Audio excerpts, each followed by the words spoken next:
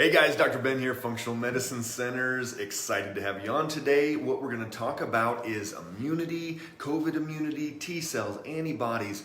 Are you going to get it again? If somebody's had it, could they get it again? All these different things. So watch this video, learn about your immune system and some tips that you can do to actually encourage this immune system to function better. So I hope everyone is doing well today. If you haven't followed or liked our page yet, we just hit 10,000 followers last week. So make sure you hit that button if you have not already. We go live all the time, tons of good information.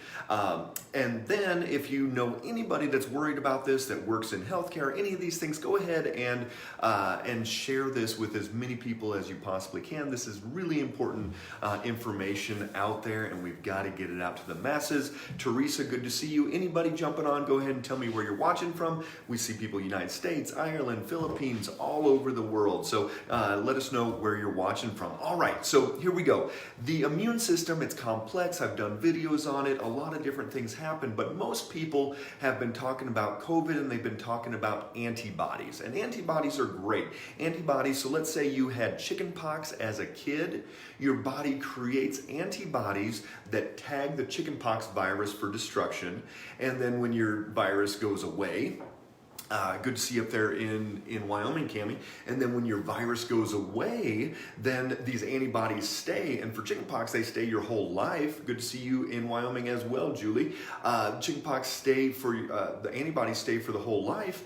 And what's actually happening is that that virus is going to, next time it gets into the body, the antibodies are going to rev up. They're already going to be there. They're going to trigger the immune system to attack it and go from there. So there we go. That is how antibodies work, and antibodies are great. They're going to be there for a lot of different things. But when we start talking about COVID, when we start talking about the common cold, flu, coronaviruses, things like that, those antibodies fade. What we're seeing in the research is the half-life is about 74 days. So this is why if somebody has seen an antibody in their blood work and then they test it again in 3-6 months, almost everybody's antibodies are gone. So then people started thinking, oh my gosh, we're going to be able to get COVID again. This travesty. Oh, what are we going to do? How are we going to fight this off? It's going to come back every 3 to 6 months. People are going to keep getting exposed and all those things. So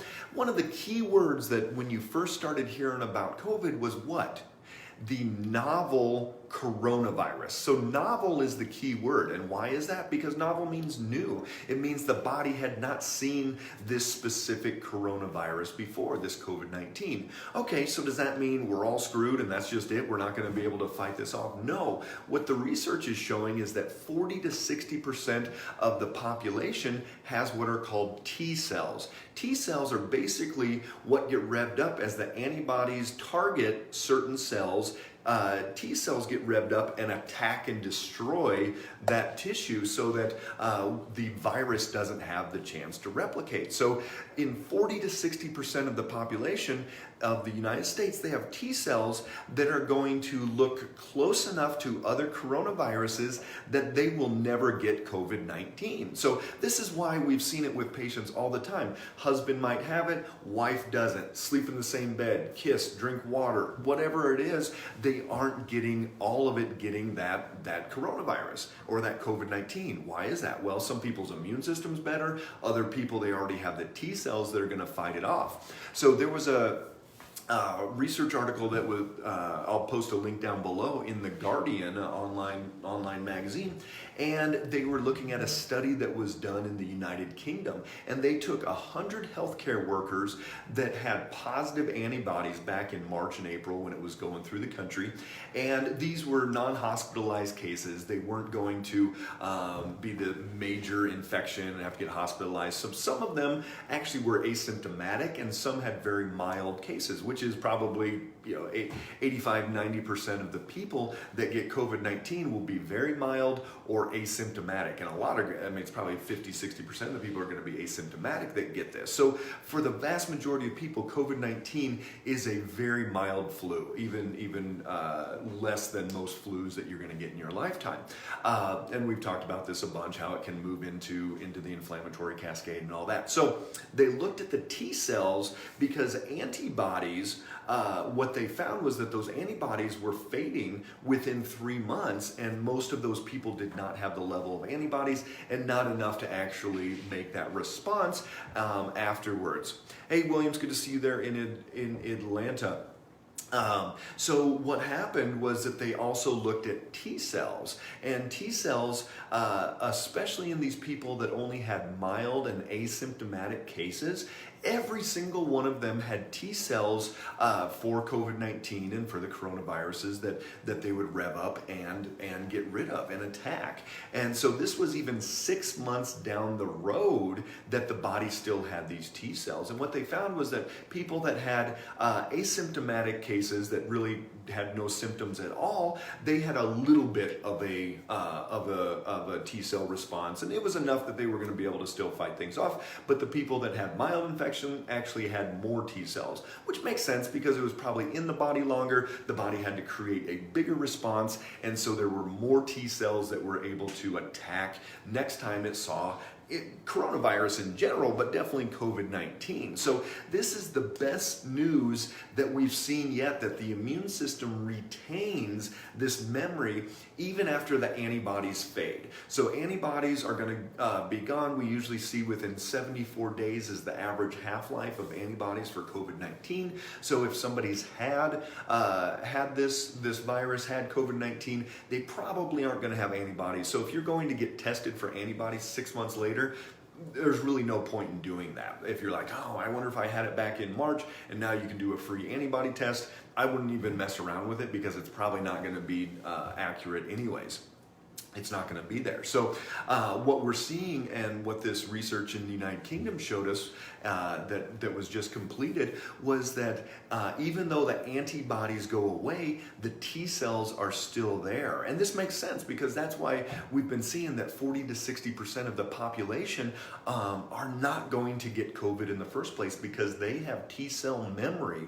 So the immune system retains this memory that's going to continue to fight off anytime they get a coronavirus in. So if you've had coronaviruses, which a big portion of our common cold and even some flus are going to be coronaviruses, that you're going to have T cells that are going to fight this off. And even if you do get a little bit of an infection, it's going to be way easier to deal with. So that's the important part of having the immune system work as well as it possibly can.